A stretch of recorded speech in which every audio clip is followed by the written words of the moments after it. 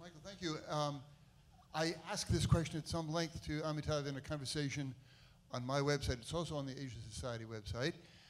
But just very briefly, you haven't touched, Amitav, on sort of the other way to read this book, and the Sea of Poppies too, as a kind of analogous commentary on the other big O commodity in our trading world called oil, and the degree to which both of these books fit as a kind of perfect commentary about the religion of free trade, which is alive and well in our world today.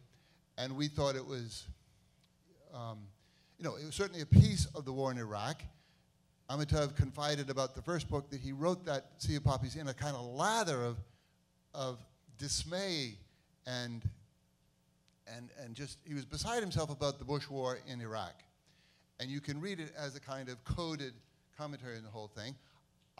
This is mischievous, but you must have been thinking Barack when you came up with Baram. And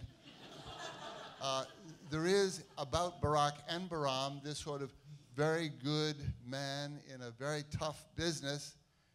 It was called Opium then, and it's called oil today, and how it bends a very good man thinking and acting on a world stage. So I would just say, call me crazy if you like, but explain a little bit of this other way to read both of these books, and I can't wait for the third. Thank you. Well, Chris, yes, that is mischievous, because I wouldn't say that the book came out of my, my response to the Iraq war, but I would say that, I was writing it at a time when the parallels were so sort of obvious and so evident. I mean, even the language that was used by the merchants in the Opium War, by the British merchants, was so similar. I mean, they said things like, when our troops march into Canton, they'll be cheering on the streets. Yeah. You just couldn't escape it. And in fact, the merchants of the Opium War, many of them were Scottish. They'd been educated in Edinburgh. And they were the first generation of people to actually be exposed fully to the ideas of Adam Smith and David Ricardo. So for them, free trade was a kind of religion.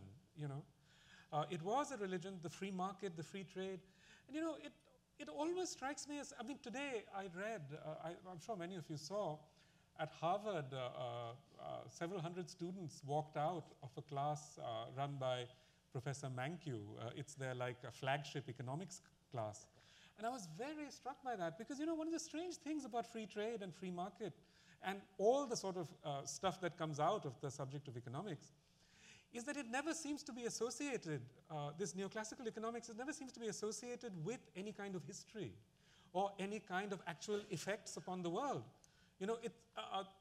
With every other ideology, we say that it's responsible for this, it's done, these acts have been committed in the name of this ideology. We never make that association, in the case of free trade and the free market. And it always strikes me as so extraordinary. Why is that the case? Because this history is clearly demonstrable, this history of addiction, even the slave trade being justified in terms of the free market and so on. And I think one of the reasons why, at least, is that,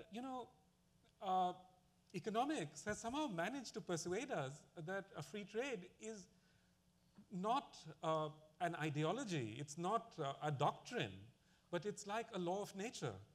It's just something that exists in the world, and you have to adapt yourself to it, So, there is that kind of peculiar sort of sleight of hand that you see there, but I think this thing where, these students, several hundred students at Harvard walk out of their most respected economics teacher's class, it's a kind of sea change, Shouldn't they be walking out of Neil Ferguson's class? They certainly should. Absolutely. I couldn't agree more. It's extraordinary how they get away with this stuff, Anyway.